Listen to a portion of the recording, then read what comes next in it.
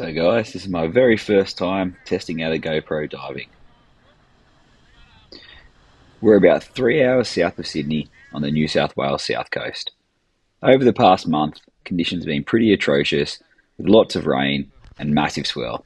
The week preceding this, the swell was up over 5 metres and we'd really just been looking for a window to get out.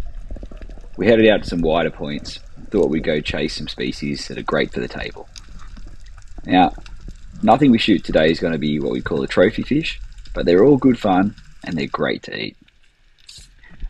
Importantly, they're also super accessible, and you can get these diving from a boat or from the shore. There's plenty of life about, including these two really nice Australian salmon. But I don't want to take the shot. You see, I've got a brand new gun, Rob Allen Timberline 110, my pride and joy, and I really wanted to try and plug a couple of snapper with it. So I was holding off taking any shots and just hoping these snapper would turn up. But get ready for the anticlimax. They don't. No surprise being the noob that I am. So I decided to head down, go back to a few old faithfuls. In this case, the trusty drummer. Absolutely delicious fish, and they're great fun to hunt. Especially in this deeper water here, when we're floating around about 12 to 15 metres. The drummer are way more inclined to come out of their holes and swim around, give you a better chance at a good shot. Just like this one. And while he's moving fast, he still gives me a good opportunity. And bang, that Rob Allen is an absolute laser. Straight through the head.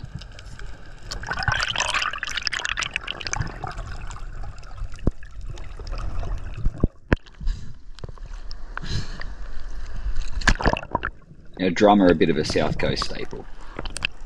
They're accessible, they're fun to hunt, and they're great to eat. This fish here will get a quick ikijimi and we'll throw him into the ice on the boat. Take him home, and after a day or two hanging, we'll fill that up, taking the skin off.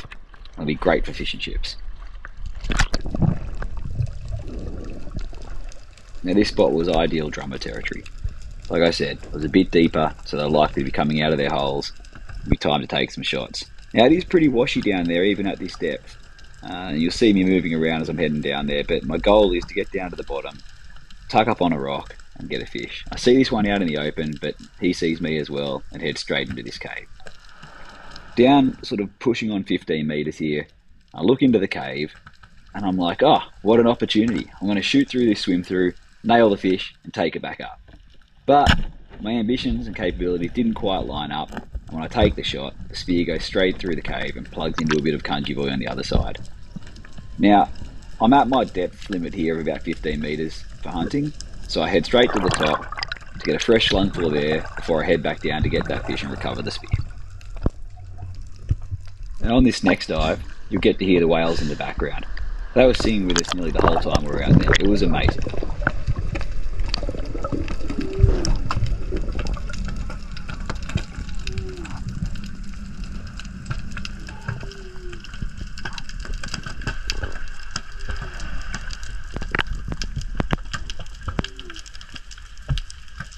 So I thought I'd take another drummer for the esky.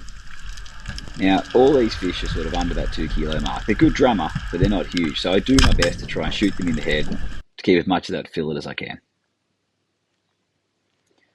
On this shot, I was pretty certain I got a stone shot, but I was just a little bit high, so the fish gives me a bit of curry, and then I pull it up to the top and try and get Nicky Genie into it as quickly as possible and put it out of its misery. By this time, I've decided I absolutely love this gun. I'm confident to go out there and chase some more fish. Got the fish and chip covered, so I'm off to get my favourite fish species, goatfish, or red mullet as the Europeans call them. Now, us Australians, we probably don't put them up there high enough, but they are delicious. Super flaky flesh, a nice crustacean flavour, but you've got to cook them with the skin on to get the most out of them. Now, talking about headshots, it's particularly important with fish like goatfish. They are a really delicate flesh, and if you put a body shot in, it's easy to either destroy the flesh or pull your spear or string out. So again, take my time, wait for the fish to come in, and go for a headshot. Now, it doesn't always happen like this, but you miss 100% of the shots you don't take. So I do my best to get them in the head every time I can. Now, goatfish are a species that lends itself really well to dry aging. So these fish are going to come home and hang in the dry ager for at least 3 days before I eat them. The goat whisperer's back! Woo!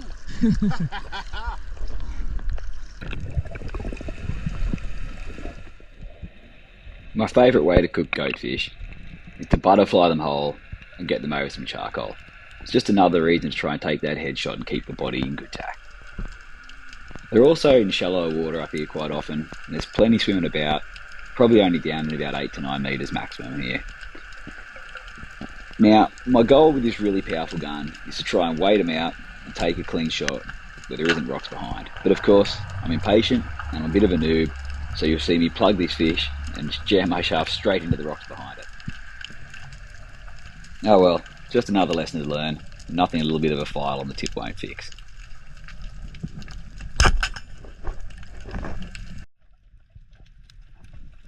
Now, this next hunt, it's a little bit slow and a little bit boring, but I kept the clip in just so I could explain another technique for goatfish.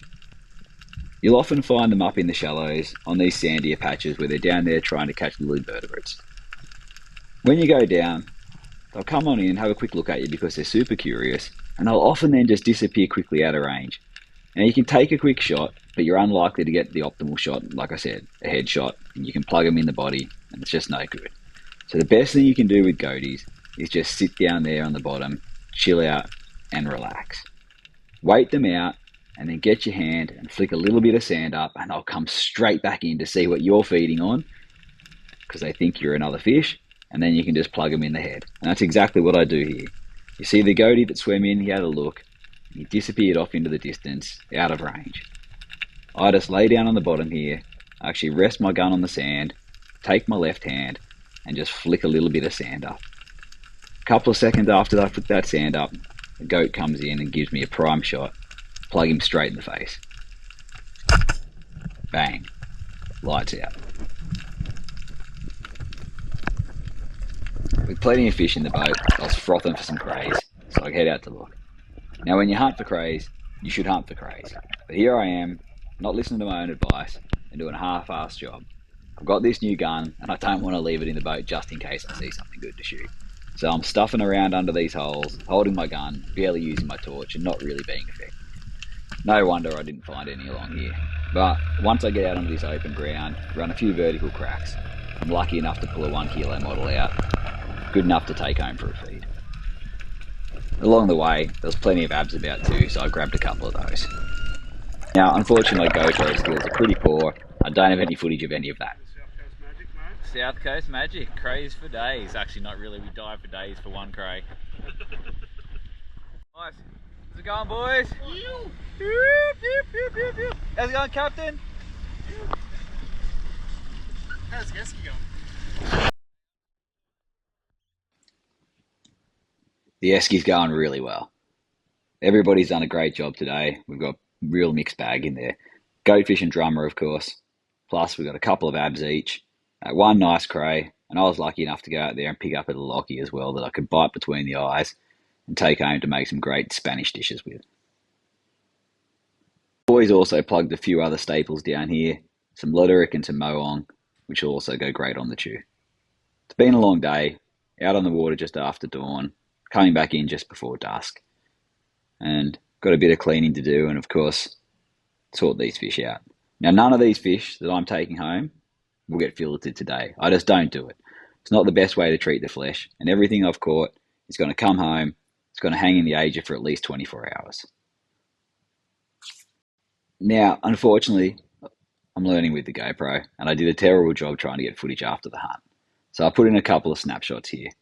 Like you can see the dry ager where I hang my fish. Minimum 24 hours, and some of these will go out much longer than that. The goatfish here has been dry aging for 5 days, and then it's been reverse butterflied. The scales are off, but the skin is on. And this fish will get a nice little Moroccan rub, some olive oil, and it's going to go straight down on top of the grill. Beautiful fish, one of the best things you can eat from the South Coast in my opinion. Some of the other species, like the abs and the crays, well, they're just best eaten fresh. And I won't go into any more detail there.